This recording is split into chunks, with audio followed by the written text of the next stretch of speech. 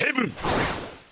Hello and welcome to Who Is Best, a show where I, Claudine, Have seen the light. Souls games are the greatest thing since... Oh, wow! I mean a show where I take games that give you choices and rate those choices in a tier list. And if you like objective tier lists, then hit the subscribe button and bell for more notifications.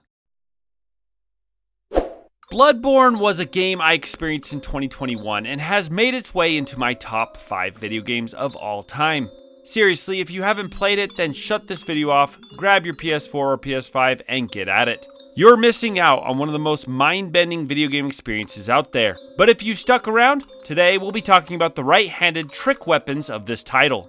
In Bloodborne, there are 26 trick weapons, which is a lot less than other Souls titles. But each weapon is granted 2 forms: the regular form and the trick form. With less weapons, the devs were able to make each feel so incredibly unique. Your playthrough will change dramatically depending on which weapon you've chosen to master. And that's why we're asking ourselves, as usual, which trick weapon is best. Now, we'll be tackling the PvE aspect of the game. There is a whole entire PvP scene in Bloodborne, and that tier list looks somewhat different to this one. In PvE, it's important to consider builds, moveset, item usage such as fire paper, stat scaling, and finally gem and room usage. There are 2 somewhat broken attributes a weapon can have in Bloodborne. Those are the serrated edge and the thrust damage. Serrated edges are super effective against beast enemies, which make up the majority of bosses and standard opponents in the game. Most enemies are also weak against thrust damage, so thrust-based weapons will be somewhat broken as well. Finally, I do need to make a disclaimer here. Like I said, the weapons are pretty balanced and players have found ways to make each viable.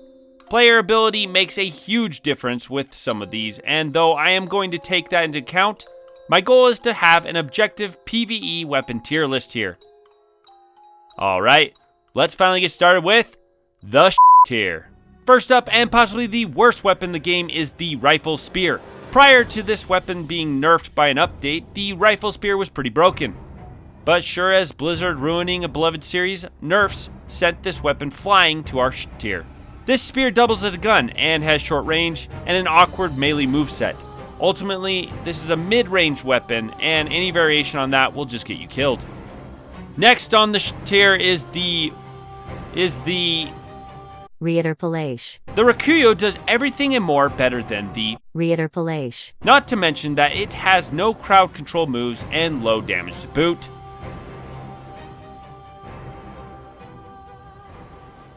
The low tier. The stake driver in the hands of a practiced veteran can be good, but ultimately this weapon fails to be highly effective in a playthrough. There's a massive recoil that leaves you vulnerable, and if you're up against multiple enemies, you will be in trouble. That being said, it can dish out incredible single opponent damage. The Beast Claw's insane windup and dependency on single hit damage make it a less than ideal weapon. Boss fights are going to take a lot longer than usual since you have to wait for an opening big enough to allow you to hit. But if you get the timing down, this can be viable. Also, the transformation is kick-ass. The Beast Cutter and Threaded Cane are both super cool weapons and have incredible range in their whip forms. The issue here is that they scale horribly, culminating in some of the worst damage in Bloodborne.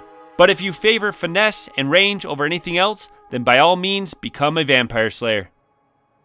And the final member of the low tier is the Amygdalin Arm. As a pure strength build, the Amygdalin Arm can be a beast. The range and the moveset is also good, though at the end of the day, there is just too many better choices here. Alright, we're splitting up the mid tier into 2 parts, so we'll move on to the lower mid tier. The Cost Parasite is the worst weapon in the game, but given the required rune and the right build can be a mob clearing beast. This is also known as the hentai build, which is amazing. Against bosses, it doesn't fare well, but there's almost no better crowd control weapon in Bloodborne. The Tonitrus may be a controversial one. Reading up online, it would seem that many think it's a sleeper weapon. I think what led me to place the Tonitrus on the lower mid tier is that though it is good, you really have to want to use it. The above choices just outstrip this weapon in almost every way. The Kirkhammer is a great weapon for casual playthroughs. It's well balanced and gives you both an agile sword form and a staggering, hard-hitting hammer form. But beware, This weapon is unforgiving, and if you happen to commit to an attack that doesn't land, you're most likely going to take damage. Beast Hunter Scythe is a lesser saw cleaver.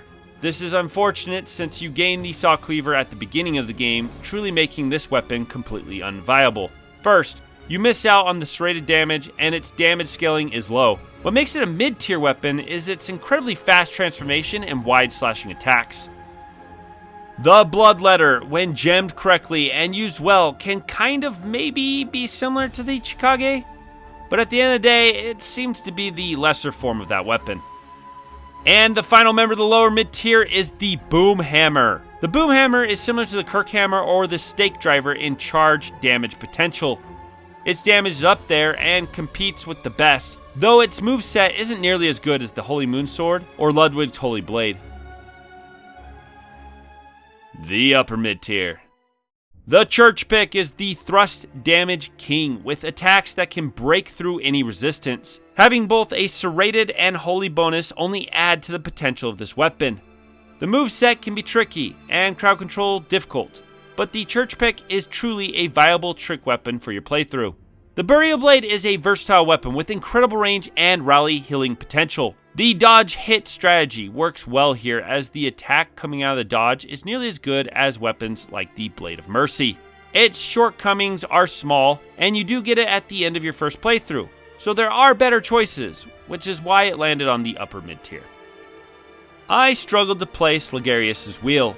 Its difficult moveset and wonky range make it difficult to use, but according to many of the forums and YouTube videos, it can be used effectively. Ultimately, it comes down to revving your secondary attacks. If done correctly, the DPS on this bad boy can rival weapons like the Whirligig Saw. Simon's Bowblade has great synergy with Blood Tinge and upper tier damage. Bullet usage is less than almost all of the left-handed weapons, and against normal enemies, it can dispatch them in a jiffy, as long as you keep your distance. It is also incredibly effective against bosses, giving out the best long-range damage in the game. And finally, we have the Blade of Mercy. Blade of Mercy is a fan favorite. These are one of the fastest weapons in the game and can combo the oblivion out of enemies. A single stamina bar can afford you dozens of attacks. In a 1v1 match, you're sure to outdo the enemy, although mobs are this weapon's greatest foe. Well, that and its terrible range, requiring you to get very intimate with bosses. The top tier. The Hunter Axe is the single best weapon for a casual playthrough. It has long range, incredible damage, a simple yet effective moveset, staggering capabilities, and more. If you're looking for a weapon for your first playthrough, look no further than the Hunter Axe. The Chikage is fast and has incredible damage potential, and that's what you're getting out of this bloody katana: speed and damage.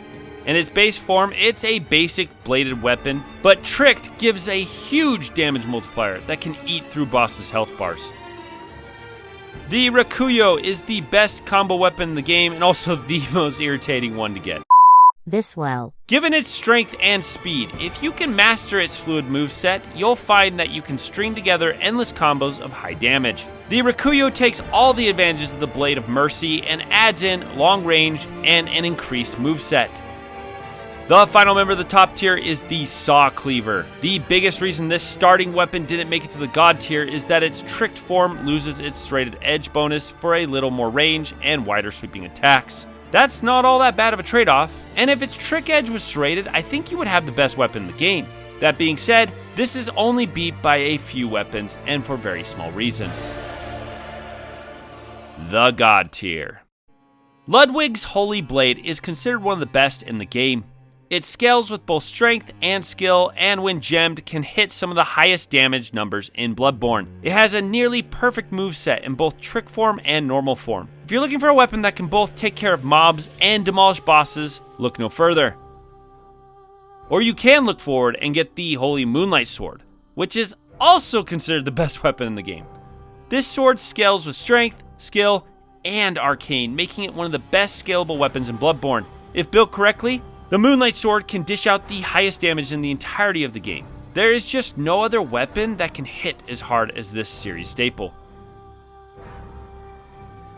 The Saw Spear is superior to the Cleaver in every way except for crowd control. It has a serrated bonus in both its normal form and its tricked form, but has incredible range and thrust damage when tricked. The Cleaver scales better with Strength, while the Spear scales better with Arcane. But that isn't really an issue, as its speed and damage bonus, along with its versatile moveset, just make this thing an insane weapon for your playthrough. I may be wrong, but I also think it's the single best weapon for PvP. The final weapon on the God tier, and arguably the best weapon in the game, is the Whirligig Saw. Its moveset simply eats through enemies and can slay beasts in a second. Both its tricked form and regular form have awesome movesets with range, sweeping damage for crowd control, and unfair single target damage in Saw form. Given fire paper and beast pellets, you'll become every enemy's worst nightmare.